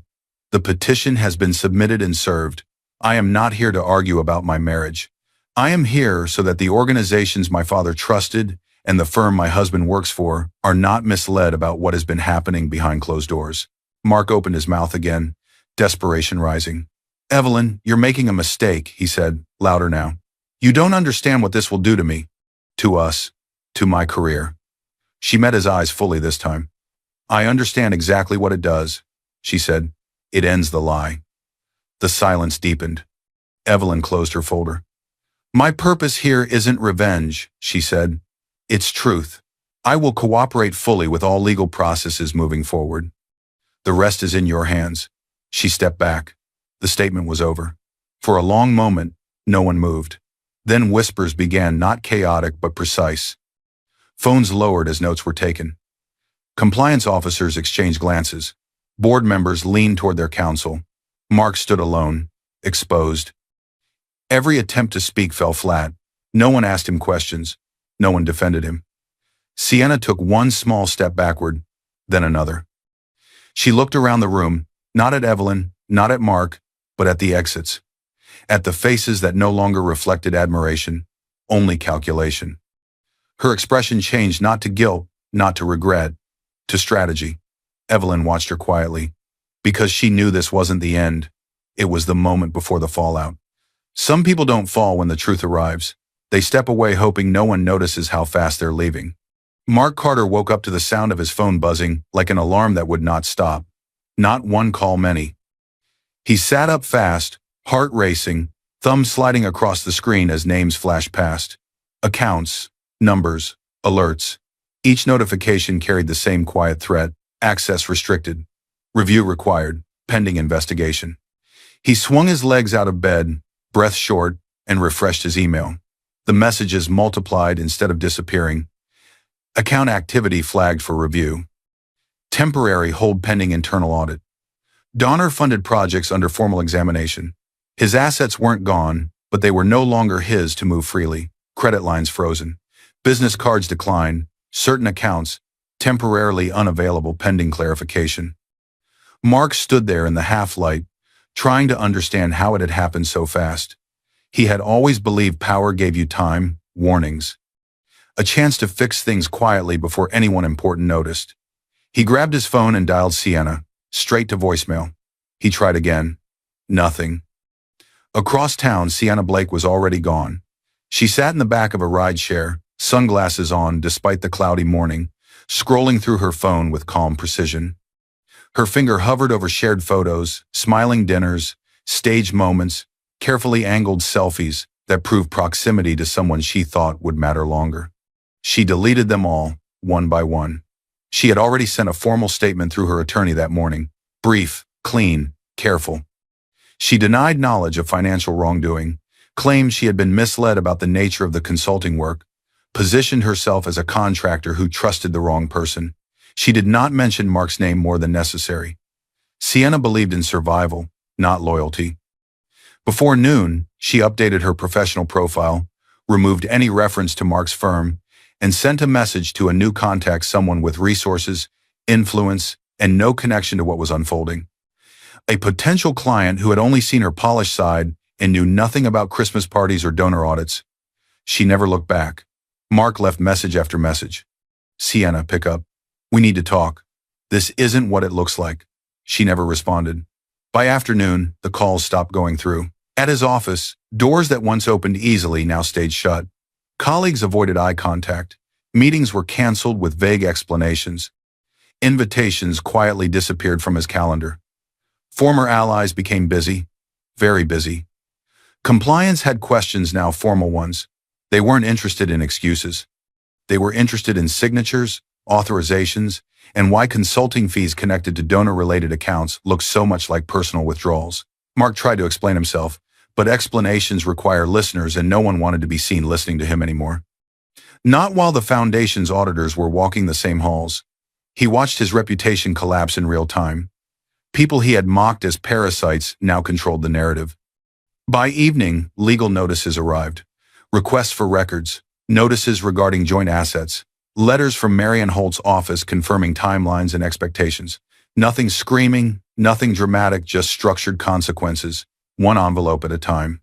Mark sat alone at his kitchen table, the same place where Evelyn once sorted school papers and gently reminded the twins to say thank you twice. The house felt empty. He picked up his phone again and stared at Evelyn's name. He called. Once, twice, straight to voicemail. He left a message he never thought he'd need to leave. Evelyn, please, just talk to me. We can fix this. I didn't think it would go this far. He waited. Nothing. Outside, his phone buzzed with another alert, another account restricted, another door closing. He finally understood what silence felt like from the other side. The next morning, he opened his email to find more messages, this time from people cutting ties politely. Wishing you the best. Given the circumstances, at this time we must distance ourselves. Distance. That word followed him everywhere now. Across town, Sienna was already having coffee with someone new, laughing softly, adjusting her posture to fit a different room. She had learned early how to read spaces, how to leave before the floor collapsed. She did not feel guilty. She felt relieved. Mark, on the other hand, felt something heavier than fear. Regret. He sat in the quiet house, staring at the wall, replaying every moment he had dismissed Evelyn's silence as weakness. Every time he had mistaken her restraint for lack of power. He remembered the way she stood at the party, calm, still, watching. He hadn't understood it then. Now he did. He hadn't lost her because she was weak. He had lost her because he underestimated her, and because, when people who actually had power walked into the room, they had looked at her instead of him. That truth settled in slowly, painfully, with no one left to argue against it. As night fell, Mark's phone finally went still. No more alerts, no more calls. Just quiet. And somewhere beyond that quiet, Evelyn was moving forward, untouched by the wreckage behind her. He sat there, alone, realizing the worst part wasn't losing opportunities or accounts. It was knowing he had never truly known the woman who walked away with all the power he failed to see. Some collapses don't make noise. They leave you alone long enough to hear your own mistakes. The final judgment was read in a room so quiet it felt unreal. Months had passed since the Christmas party. Months of filings, responses, negotiations. Months of sudden headlines and then quieter corrections. Months where Evelyn chose, again and again, not to answer questions she didn't owe anyone. Now, at last, she stood still as the words settled. The dissolution is granted, the judge said. Terms as agreed. Across the table, her divorce attorney, Marion Holt, precise and composed, closed a folder with a soft, final sound. There was no dramatic reaction. No visible relief, no tears, just an ending. Evelyn nodded once. That single movement carried years of restraint, endurance, and choice. She did not look back toward the side of the room where Mark sat with his own counsel. She did not ask questions she no longer needed answered. She simply accepted what she had already earned. Outside the building, the air felt different, lighter. The sky looked the same, but Evelyn felt as if something heavy had been set down and left behind. The twins waited on the steps with Rachel. Noah standing tall in his small coat, Lily clutching her mother's hand with quiet certainty as soon as she reached them. Is it over? Lily asked softly. Evelyn knelt to their level, her voice gentle and sure. Yes, she said. We're safe. That word mattered most. Safe. They walked away together, not rushed, not triumphant, but steady three figures moving forward without needing an audience. Weeks passed. The world tried to label her. Headlines hinted about the hidden heir and the quiet divorce behind the donation scandal. Whispers followed for a while. Evelyn did not chase them. She focused on what mattered. The twins returned to routines that felt normal again. School mornings were calm, evenings were quieter. Laughter returned in small, genuine bursts over spilled juice. Crooked drawings, small victories. Protection had replaced tension. Evelyn met briefly with Daniel Rowe in a simple office overlooking a garden. He outlined options, numbers, structures, responsibilities, but never pressured her. This estate supported several causes your father cared deeply about, Daniel said. Education, child welfare, quiet work in places that don't attract cameras. Evelyn listened carefully. I'll continue them, she said. But on my terms, no announcements, no photo walls. Daniel smiled, respectful. That's exactly what he hoped you'd say. She kept her last name. Not as a statement, not as defiance, as truth. The name she had used to raise her children, to sign school forms, to survive long before anyone knew what sat behind it. Evelyn did not transform overnight. She didn't buy extravagance or seek attention. She invested thoughtfully. She asked questions. She learned. She built boundaries that did not bend under expectation or flattery. Power didn't change her. It revealed her.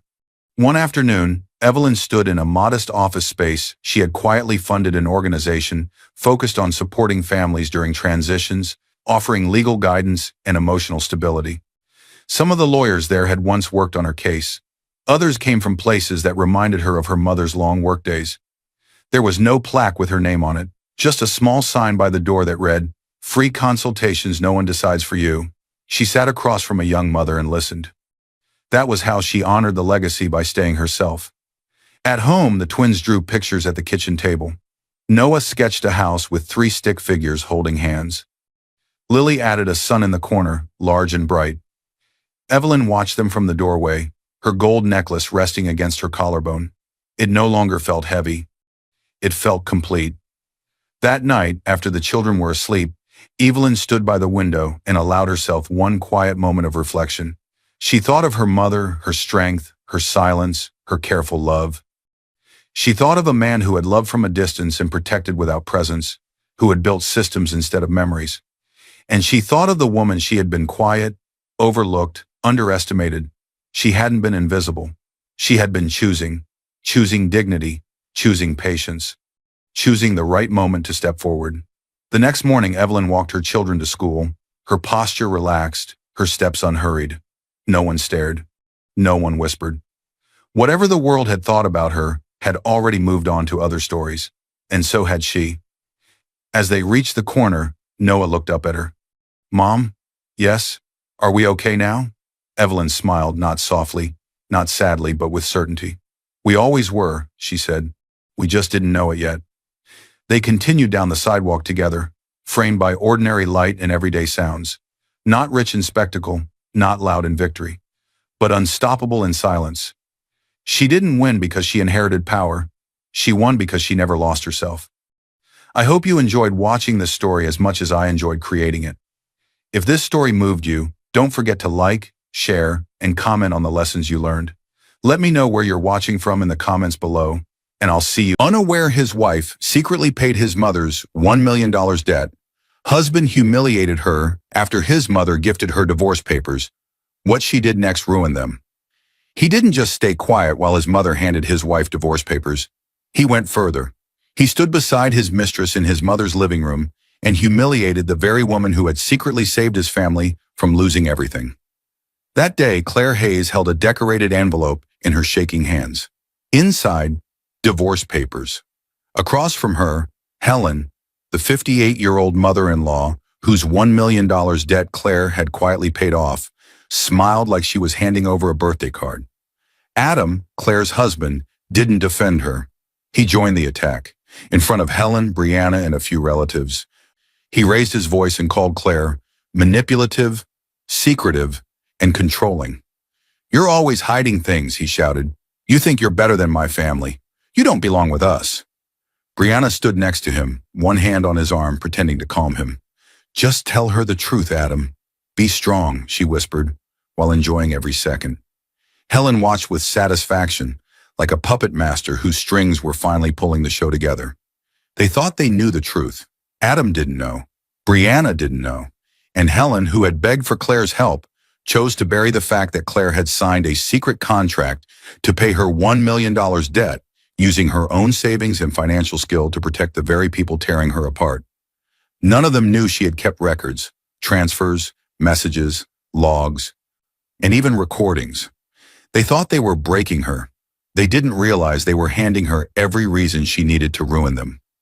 Dear viewers, thank you for being here. If you watch without subscribing, it's like letting Claire's pain disappear without justice. When you click that button, you stand with every loyal heart that was betrayed. Please subscribe now and tell me in the comments where you're watching from.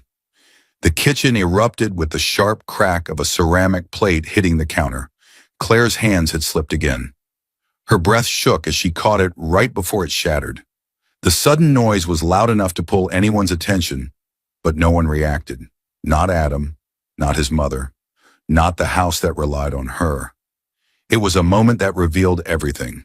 Claire was the only one holding everything together. And no one even noticed when she trembled. Claire Bennett, 32 years old, had been the quiet backbone of this family for 7 long years. To the outside world, she looked like the calm, organized wife who kept her life in perfect order. But underneath, she carried layers of responsibility that began long before she ever met Adam Hayes, her 34-year-old husband. Her story didn't start with luxury or ease. It began in a small, crowded home where bills piled faster than hope. Her father, Michael Bennett, a construction worker who aged too fast, had taught her something she never forgot. Claire, barely 14, sits at a worn kitchen table with a stack of overdue notices. Her father leans over her shoulder. "Learn these numbers, sweetheart. Understand them. Because one day, the people you love might depend on you to save them from them." He wasn't wrong. Michael died only 4 years later, leaving nothing but debts and a small savings book that Claire guarded like a sacred object. She inherited responsibility, not money. But responsibility shaped her into a woman who could carry far more weight than anyone realized. That was the Claire who married Adam. A woman built from quiet resilience. In the present, Claire moved around the dining room, placing plates and refilling glasses, making sure everyone had what they needed before she even sat down. She managed all the household finances because Adam struggled with them. Not because he couldn't, but because he never cared enough to try. He was raised with the belief that someone, usually his mother, would fix the messes he made. Tonight, Adam barely looked up from his phone as Claire served dinner. His phone lay face down, but every few seconds it vibrated insistently. Claire's eyes caught the name lighting the screen, Brianna. She had heard the name before. Adam said Brianna was just an old friend from college. The explanation should have been harmless, but something about the tone he used had always felt too defensive, too prepared. As Claire set a plate before him, Adam quickly slid the phone under his napkin, not meeting her eyes. A small sting hit her chest, quick, sharp, and familiar. Across the table sat Helen Hayes, Adam's 58-year-old mother, a sharp-tongued woman whose presence filled every space with judgment. Helen had never approved of Claire fully, but she hid it under sweetened criticism. Tonight, she chose sweetness. "You know," Helen said with a soft smile, "Brianna was always so thoughtful with Adam, always knew how to take care of him. Some women just fit better." The words were coated in honey, but they carried poison. Claire felt the air tighten. There it was again, that subtle, constant comparison. Helen almost never complimented Claire. But Brianna? That woman could do no wrong. Claire forced a small smile. "I'm sure she was a good friend." Helen lifted a brow. "Oh, she still is." Claire stored the comment quietly. She always stored things quietly. Dinner pushed on with shallow conversation. The room felt familiar yet foreign, like Claire was present but fading. She watched Adam laugh at a message on his phone. He thought he hid it, but she saw everything. And then it happened. As Claire walked past the hallway toward the laundry room, she heard Helen's voice, sharp, lowered, urgent, the tone a person uses when speaking to someone they trust. Claire froze. The door was cracked open. Helen whispered into her phone, "Don't worry, he'll choose you eventually." Claire's heart stopped. Choose who? Her mind raced. Brianna. Was that who Helen was talking to? Or someone else? Why would Adam need to choose? Her throat tightened, but she kept herself silent. Listening became her shield. Helen continued softly. "She's slipping already. Just give it time." Claire's hand pressed against her chest. She had no idea whether the conversation was about her marriage, her place in the family, or something bigger. But she knew one thing. Something was moving beneath the surface. Planned, whispered, coordinated. And Claire had just heard the first crack in the truth. As she stepped away from the door, a single thought formed. If secrets were being kept from her, what else was hidden? She didn't yet know that tomorrow, a secret worth $1 million would come knocking. The knock on the door wasn't gentle. It was frantic, sharp, urgent. It cracked through the silence of early morning like a warning. Claire jerked awake, heart pounding, unsure if the noise was part of a dream or her reality. But when the knock came again, louder, desperate, she knew someone needed something from her. And whenever someone in Adam's family needed help, it somehow always fell on her shoulders. She opened the door to find Helen, her mother-in-law, standing there pale and shaking. The woman who normally carried herself like a queen now looked like she hadn't slept in days. Her hair was uncombed, her clothes wrinkled. Her hands gripping her purse so tightly her knuckles turned white. "Claire," Helen whispered, breathless, "please, I need to talk to you. Alone." Her tone wasn't demanding this time. It was terrified. Claire felt a chill sweep her spine. Helen stepped inside without waiting for an invitation, glancing anxiously down the street as if someone might be following her. She closed the door with trembling hands. "Are you okay?" Claire asked softly. "No," Helen whispered. "No, nothing is okay." She handed Claire a stack of papers. Claire recognized the logo immediately, a private lending firm known for aggressive collection. Her stomach tightened before she even read the numbers. $1 million. Due immediately. Final notice. Claire's breath disappeared. How long have you known about this? She asked. Helen sank onto the couch, covering her face. Months, maybe a year. I kept thinking the investment would turn around, that I would fix it before anyone found out. But they came to my door yesterday. They threatened to take my house. The words poured out in shaking waves. I made a deal with the wrong people. I thought I could handle it.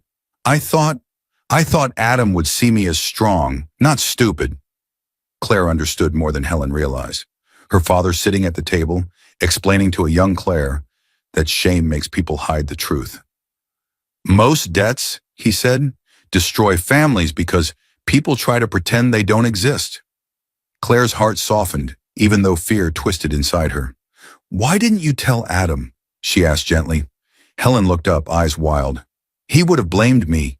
He trusts me, Claire. I can't let him see me fail. There it was again. Adam's dependence, his blind loyalty to his mother, the very thing that created every crack in Claire's marriage. Then Helen leaned forward, grabbing Claire's hand with cold fingers. You're good with money, she whispered. You're responsible. You know how to fix things. I need you to help me. Please don't tell Adam. Claire stiffened. She had carried responsibilities her entire life, but $1 million responsibility. That wasn't a burden. It was an avalanche. Helen went on, desperation rising in her voice. If Adam finds out, he'll fall apart. You know how fragile he gets? You know he can't handle pressure. But you're strong enough to do something. Claire swallowed, remembering all the times Adam had panicked over simple bills, all the emotional labor she had carried to keep their life running smoothly. And she remembered something else, the way Helen whispered last night. Don't worry, he'll choose you eventually. If Helen was lying then, was she lying now? Or was this fear real? Claire opened her mouth to respond, but a car pulled into Helen's driveway, its headlights sweeping across the curtains. Helen tensed. Claire's curiosity prickled. She excused herself and stepped outside as Helen gathered her papers. Brianna stepped out of the car, beautiful, confident, too comfortable walking up to Helen's home at this hour.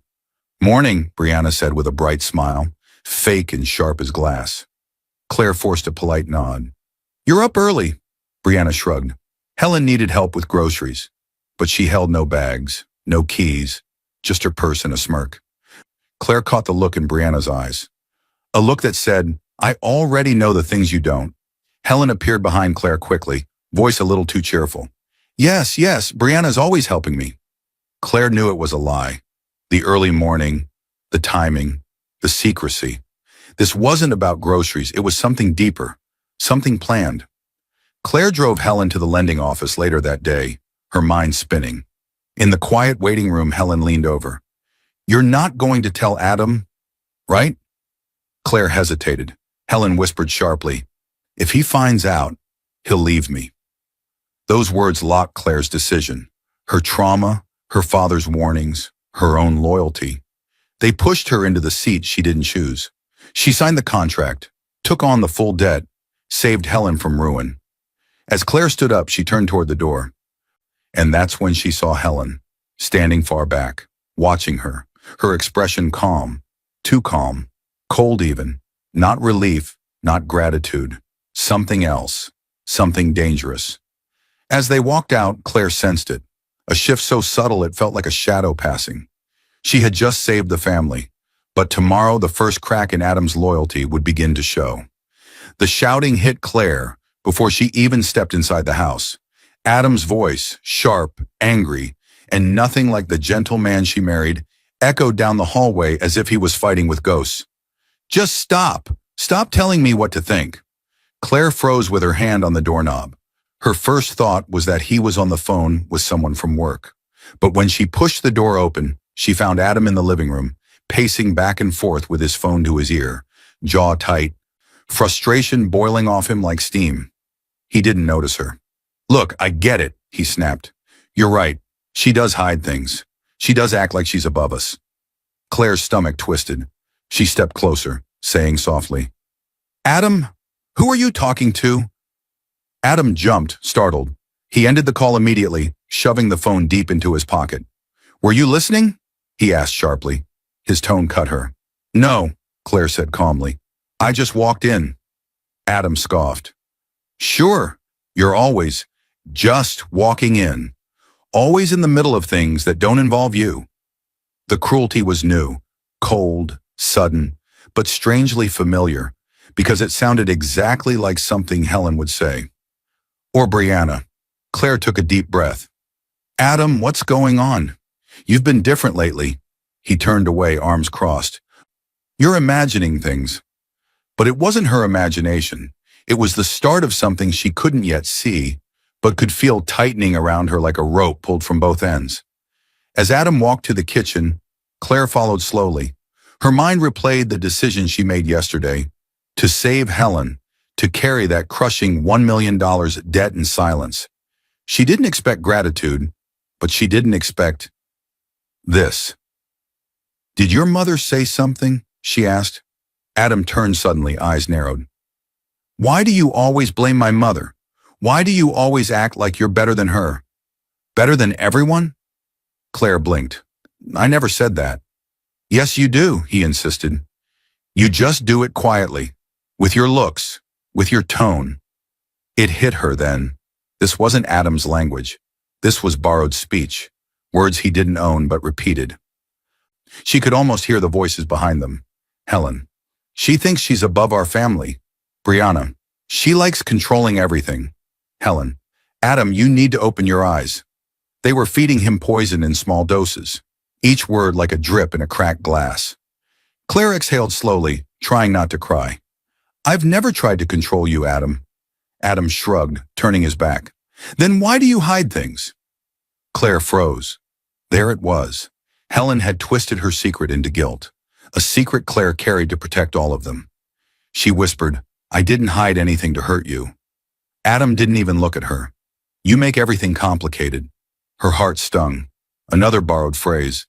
And then her phone buzzed. She reached for it, but Adam snatched it first. Who's texting you? Adam. Give it back. He held the phone above his head like a child. Why? What secret are you hiding now? Claire didn't want to fight. She'd spent years avoiding conflict, smoothing edges, keeping peace. But the erosion had begun, and she was standing on the edge of the cliff. Finally, Adam shoved the phone into her hands and stormed off to the bedroom, slamming the door. Claire didn't move, didn't breathe. She stood in the middle of the living room, surrounded by the life she built, realizing for the first time that she was no longer inside this marriage. She was outside of it, watching it fall apart. She walked to the hallway mirror and stared at her reflection. Her eyes looked tired, older than her 32 years. The Claire in the mirror wasn't the girl her father trained to stay strong. She was someone losing pieces of herself to people who didn't even know her value. When the house fell quiet again, she checked Adam's abandoned phone on the counter. He must have forgotten it while storming off. The screen lit up. A new notification appeared from Brianna. You did great today. Some people don't deserve you. Below it, Claire saw the next part. A heart emoji. Before Claire could process the blow, another notification popped up. Helen liked Brianna's comment. Two women, linked, strategic, aligned. Her heart dropped as she realized the truth. They were working together. The erosion wasn't natural. It was engineered. Claire's hand trembled as she put down the phone. And for the first time, a cold, unfamiliar thought entered her mind. If this is what they think of her now, what are they planning next? Tomorrow, she would learn the answer, and it would come in the form of a decorated envelope she never expected to see. The doorbell didn't ring. It roared. The sound blasted through the house with such force that Claire dropped the laundry basket she was carrying, clothes spilling across the hallway floor. Her heart jumped, racing in her chest. Nobody visited this early. Nobody rang the bell like that unless something urgent or dangerous waited on the other side. She wiped her hands on her jeans, steadied her breath, and opened the door. Helen stood there. Perfect hair, perfect smile, perfect cruelty hidden behind makeup. But this time she wasn't alone. Brianna was right beside her, arms crossed, eyes sparkling with something that didn't match the polite smile on her face. She looked ready for a show. Claire's stomach clenched. Good morning. Claire, Helen said sweetly, her voice full of sugar. "We have something for you." Claire didn't miss the word "we."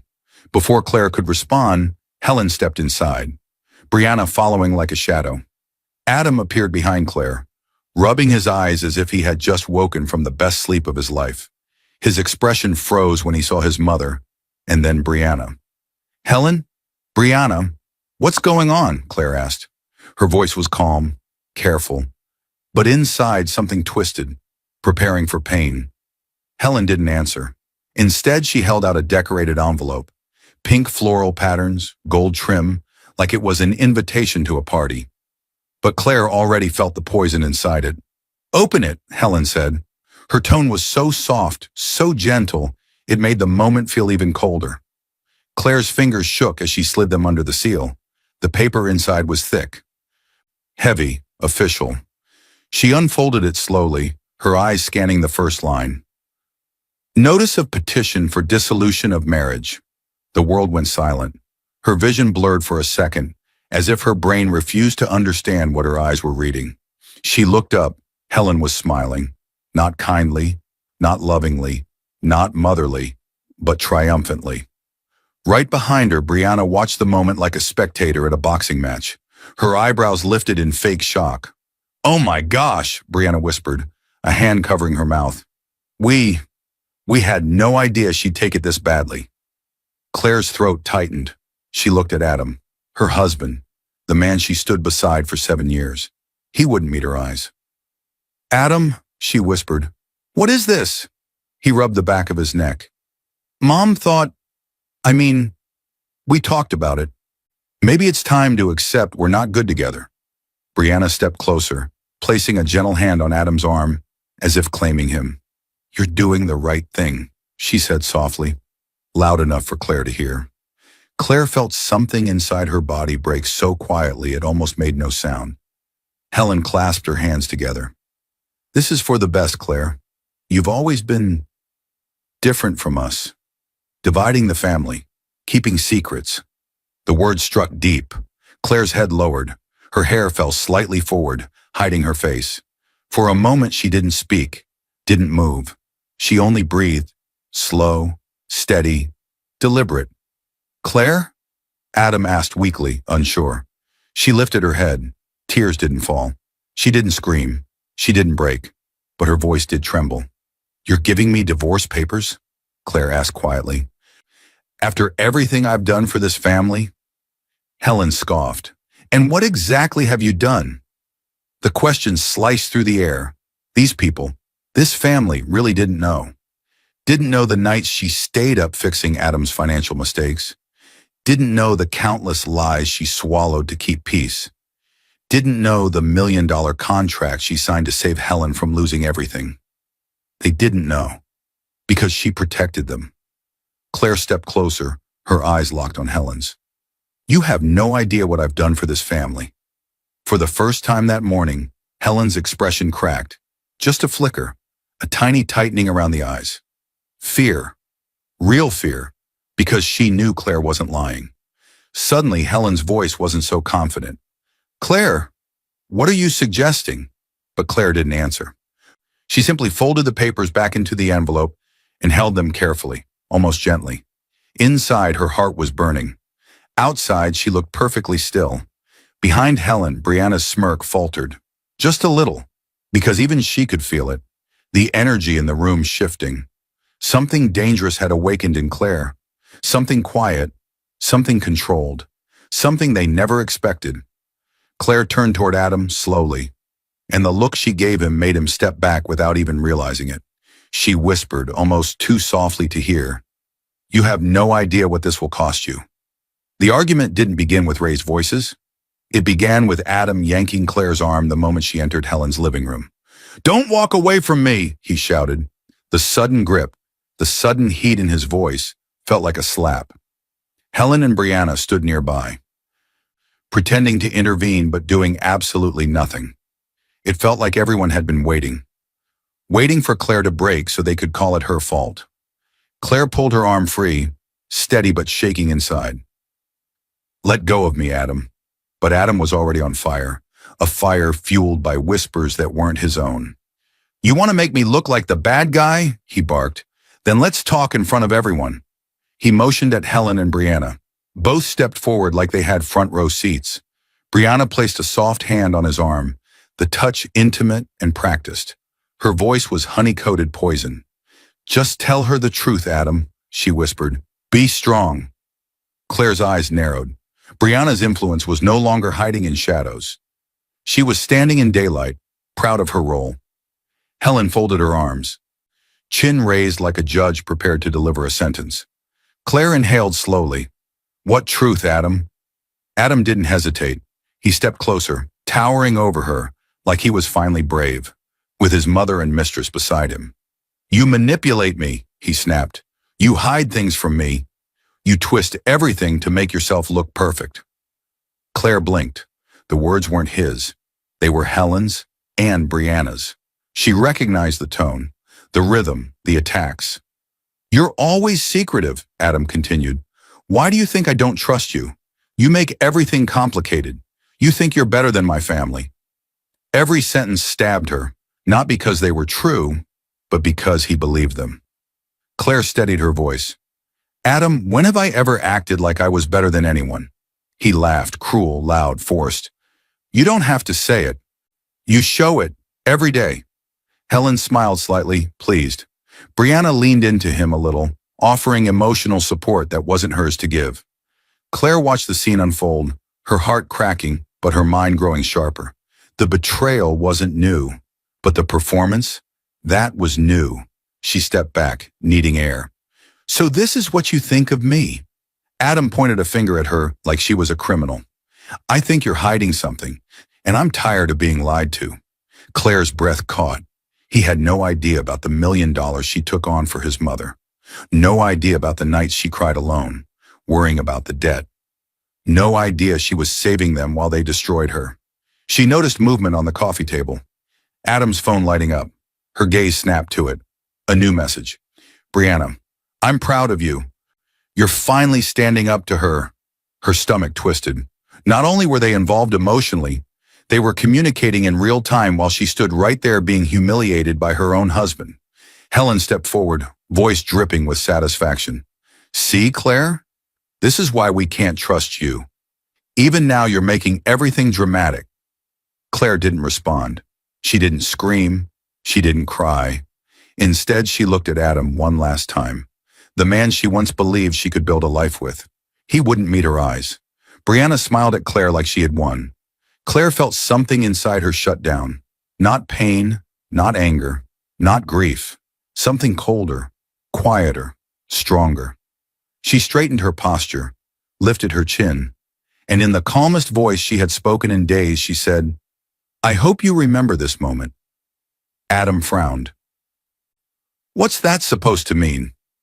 Claire walked toward the door, her steps silent but powerful. Brianna whispered to Adam, let her go. She's trying to guilt you. But Claire wasn't trying anything. She was becoming something they hadn't calculated. Someone who felt nothing anymore. Because sometimes emptiness wasn't weakness. Sometimes emptiness was the beginning of power. Claire opened the door without turning back, and Helen exhaled sharply. Because for the first time, she saw something in Claire's eyes that terrified her.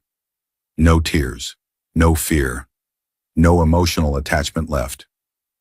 Foreshadowing for Scene 6. As Claire walked into the sunlight, one thought settled like steel in her mind. If they wanted to tear her life apart, they should have checked what she was capable of when she finally stopped caring.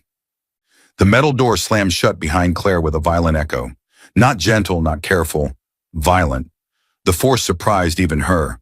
Her hands were trembling, not from fear, but from something colder, something sharper. Something that had finally awakened after years of holding everything together for people who wanted her destroyed.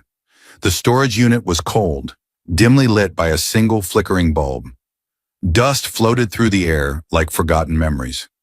This wasn't just a random space. This was Claire's hidden sanctuary, the place her father told her to build years ago. Always keep a place where the truth can live, he had said. People will lie, but numbers never will. She took a breath, letting the silence wrap around her. In this room, she wasn't Adam's wife. She wasn't Helen's target. She wasn't Brianna's obstacle.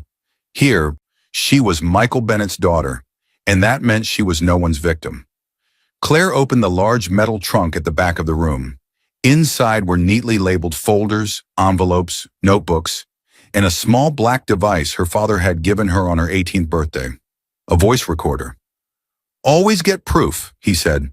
"Not everyone deserves the truth, but everyone deserves consequences."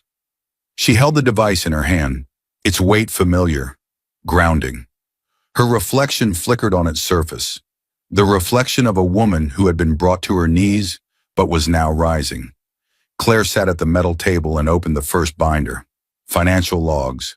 Her handwriting covered every page, documenting each bill she had managed, each debt she paid, each time she saved Adam or Helen from another disaster Adam never even knew existed. She could almost hear her father's voice. "Money tells stories people try to hide." She turned another page. Contracts, receipts, bank transfers, every dollar she had used to save Helen, including the $1 million debt. But then something caught her eye. Her throat tightened. A folder inside the drawer she had never opened before, labeled simply H&B. Claire felt a chill. She opened it slowly. Inside were printed messages, screenshots Helen had accidentally backed up to the family shared drive months earlier. Messages between her and Brianna. The first line felt like a punch. "Helen, keep reminding him he deserves better." Brianna, "Don't worry, I'll push him." Helen, "She's too controlling. He needs someone softer, someone like you." Brianna, "We'll push the breakup when the time is right." Claire's breath hitched. This wasn't a sudden betrayal. This wasn't emotional confusion. This wasn't a misunderstanding. This was a long-term plan, a planned destruction. Helen and Brianna had been conditioning Adam for months. Every insult he threw at Claire, every sharp word, every suspicion, none of it came from him. He had been guided, manipulated, used. Claire swallowed hard, anger burning a clean line through her chest. Not explosive anger, not uncontrolled, but precise anger, the kind that made a person dangerous. She gathered the printed pages into a neat stack. Evidence.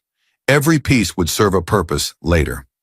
As she packed the documents into her briefcase, a white envelope slid out from the bottom of the storage trunk. Her name wasn't on it.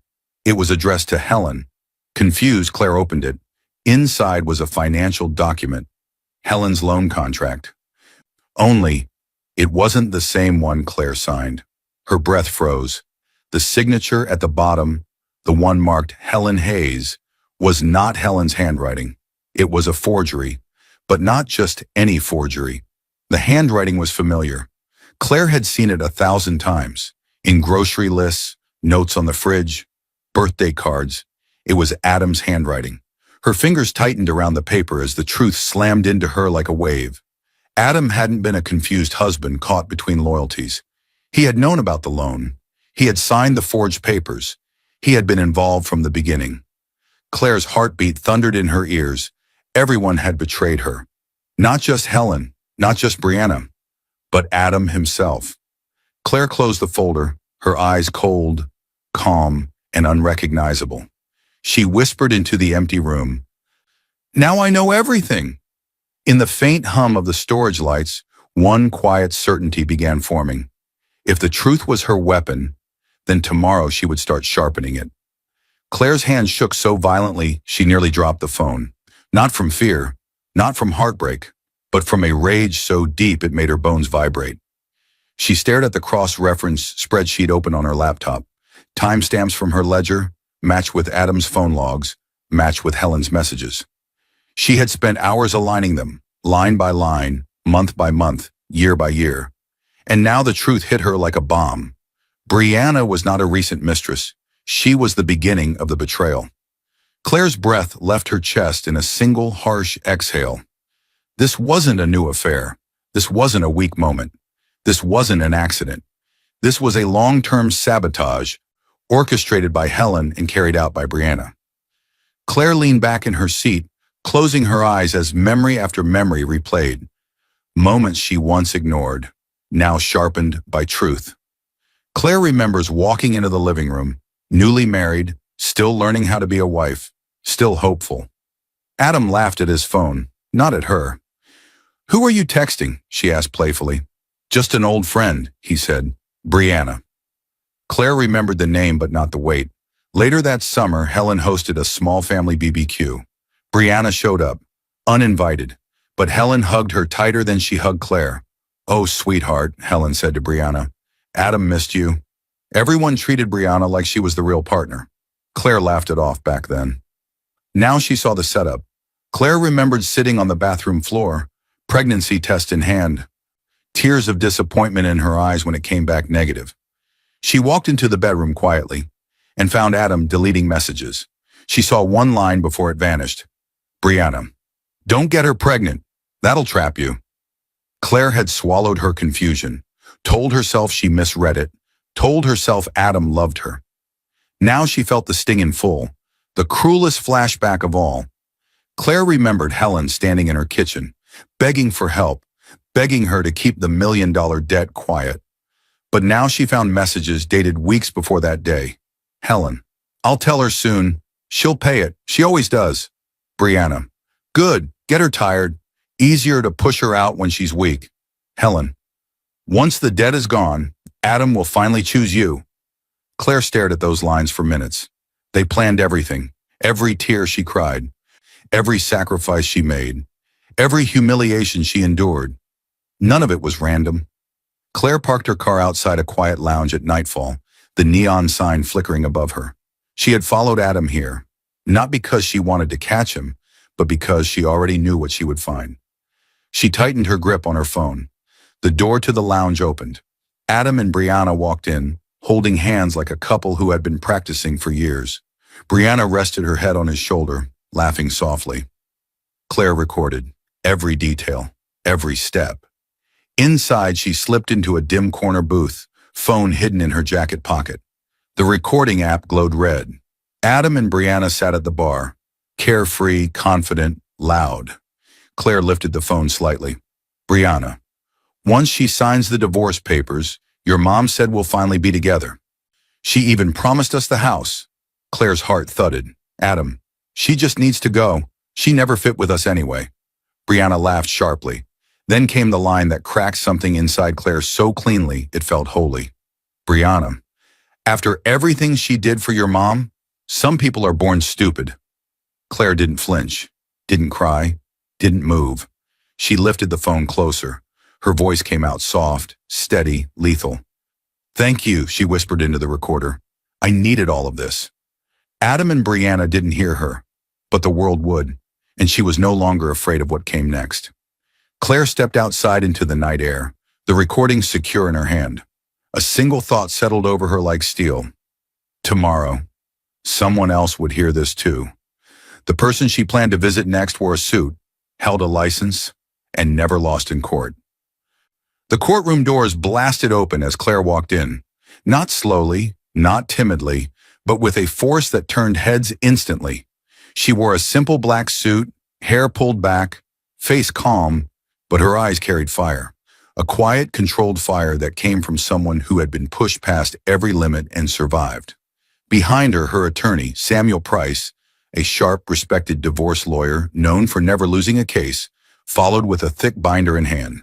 His presence was steady, confident, the calm opposite of the storm Claire carried inside her. Across the room sat Adam, Helen, and Brianna. Adam looked smug at first, leaning back like he expected victory. Helen sat upright, lips tight, still clinging to her pride. Brianna flicked her hair, pretending not to care. But when Claire's eyes met theirs, something shifted. For the first time, they looked unsure. Claire took her seat quietly. Samuel placed the binder before him and whispered, "You did everything right. Let the truth talk now." The judge entered, tapping her gavel sharply. "Case, Hayes versus Hayes," she announced. "We will begin with petitioner Claire Hayes." Adam frowned. "Petitioner?" he muttered. "What?" He turned to his attorney. "Did she file before me?" Before the attorney could answer, the judge spoke again. "Mrs. Hayes filed for divorce 3 days ago." Adam's face drained, so did Helen's. Claire didn't even look their way. As Samuel stood, Claire inhaled deeply. She had spent years thinking she was the weak one, the forgiving one, the patient one. But now, sitting in the courtroom she never thought she'd enter, she felt her father's strength in her spine. Always carry proof, he told her.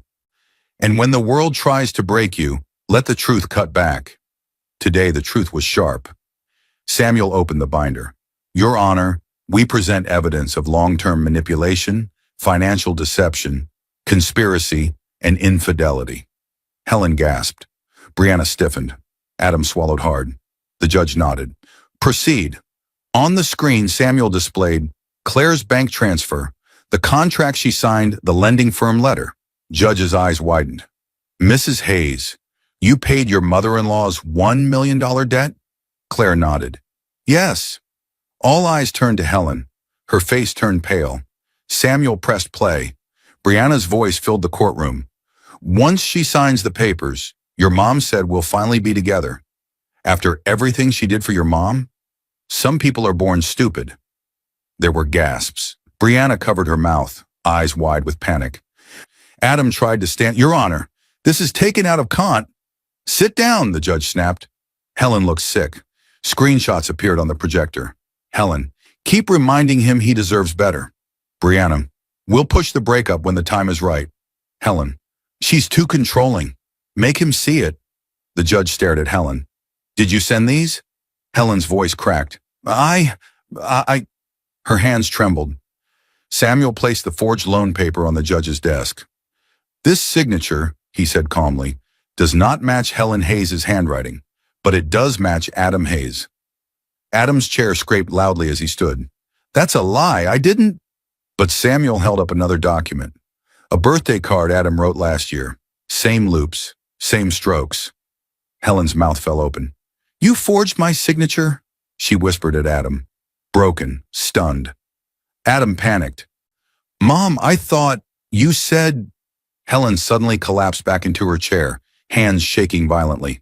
Samuel projected timestamps showing Adam's late-night calls with Brianna, expenses for hotel rooms, deleted messages recovered from backups, photos of the two entering the lounge together. The judge turned to Adam sharply. You engaged in an affair during the marriage? Adam sputtered. It wasn't serious. Brianna grabbed his arm. Don't say that. Their fight began right there. Loud, messy, humiliating. Samuel dropped the final bomb. Your Honor, we also present evidence that Helen transferred weekly payments to Brianna's account for the last 8 months. The judge's jaw tightened. Helen burst into tears. They told me. They said. Brianna said Adam needed someone who supported him. Adam gaped at Brianna. You took money? Brianna folded her arms. You think I did this for free? Chaos erupted at their table, but Claire stayed still, steady, silent. The judge banged her gavel repeatedly. Enough! Silence fell. The judge adjusted her glasses, voice firm, eyes locked on Adam, Helen, and Brianna. Given the overwhelming evidence, everyone in the courtroom leaned forward. As the judge prepared her ruling, Claire felt a quiet certainty settle in her chest. Justice wouldn't just punish them, it would expose them. Scene 9 would show exactly how. The courtroom exploded into noise the second the judge spoke her first words. Given the overwhelming evidence, the room went silent again so fast it felt like the air had been sucked out. Adam's hands began to shake. Helen froze like a statue. Brianna clutched her purse tighter, as if ready to bolt. The judge continued. This court rules in favor of the petitioner, Mrs. Claire Hayes.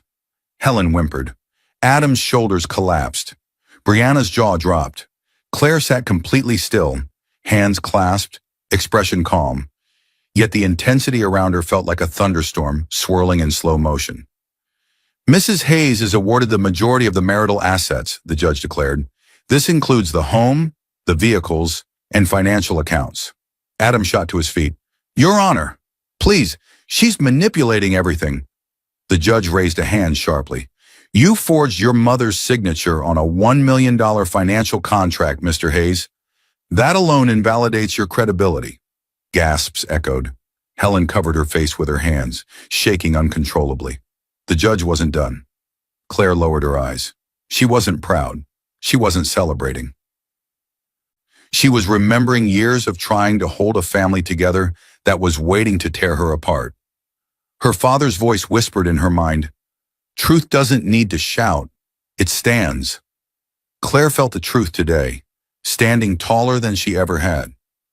"Mr. Hayes," the judge said firmly, "you are legally mandated to repay Mrs. Hayes the full $1 million she paid to cover your mother's debt." Adam's knees buckled. $1 million. I can't. "That is your responsibility," the judge replied coldly. "Not hers." Brianna leaned away from him, disgusted. The judge lifted another document. "Regarding Mrs. Helen Hayes, this court recognizes the forged signature on a legally binding financial document." Helen's sobbing intensified. "Therefore, Mrs. Hayes, you are charged with fraud, falsifying financial records, and conspiracy." Helen's head snapped up. "What? No. Adam told me. He said it would protect us." Two officers stepped forward. Helen reached for Adam with trembling fingers, but he pulled back instinctively, panicked. "Mom, stop. Don't pull me into this." Her cry echoed painfully as the officers placed her in handcuffs. Outside the courthouse, the media waited like hungry wolves. Reporters shouted, "Claire, were you aware of your husband's affair? Adam, did you forge your mother's signature? Brianna, did you help break this marriage?" The story spread online within minutes. Clips of the hearing, screenshots of messages, videos of Helen crying. The recording of Brianna calling Claire born stupid. Adam's workplace immediately released a public statement. Adam Hayes is terminated effective immediately due to misconduct and ethical violations. His phone buzzed nonstop. Friends unfriended him. Co-workers blocked him. Community pages roasted him. People whispered as he passed, "That's him. Shameful. He ruined his own family." As parking lot chaos grew, Brianna turned on him. "I did not sign up for this," she snapped. Adam grabbed her arm. "Bree, please, just stay until things calm down." She yanked away. "You're broke. You're jobless. Your mom's going to jail. You're being forced to repay $1 million. Why would I stay?" He stared at her, stunned, desperate. "Because you said you loved me." She let out a sharp laugh. "I said what I had to so your mom would stop crying into my phone." Then she walked away. Not once did she look back. From the police car window, Helen cried out Adam's name. "Don't let them take me! Adam! Adam!" But Adam stood frozen. He didn't move. He didn't run. He didn't help. All his alliances had crumbled in one day. Claire walked past the reporters without a single word. She didn't gloat. She didn't smirk. She didn't even glance at the chaos behind her. Silence itself became her power. Her father's phrase played again in her mind. "Dignity is louder than revenge." Later that night, Claire returned to the home the court awarded her. The porch light was off. The street was quiet. But as she reached the door, a shadow moved. Adam stood there, eyes red, face wet, hair a mess. He looked completely destroyed. "Claire," he whispered, voice shaking, "please, I don't have anyone left." Claire froze. Her keys hung in her fingers. For a moment, silence pressed between them like a wall ready to crack. Then Adam took a slow step toward her. "Let me in, please." Behind Adam's shaking voice, behind his broken apology, Claire sensed something darker forming. This wasn't the end. It was the beginning of the real confrontation. Adam slammed his hand against the doorframe, desperate, breath shaking. "Claire, please," he cried, voice cracking with panic. "You can't leave me like this. I lost everything. My mom, my job, Brianna. Everyone abandoned me. You're the only one I have left."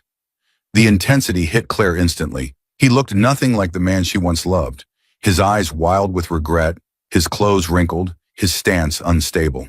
He wasn't here to make things right. He was here because he had nowhere else to fall. Claire stood firm, her back straight, her keys still in her hand. For a moment she felt a familiar ache in her chest. This was the same man she woke up next to for years. The same man she cooked for.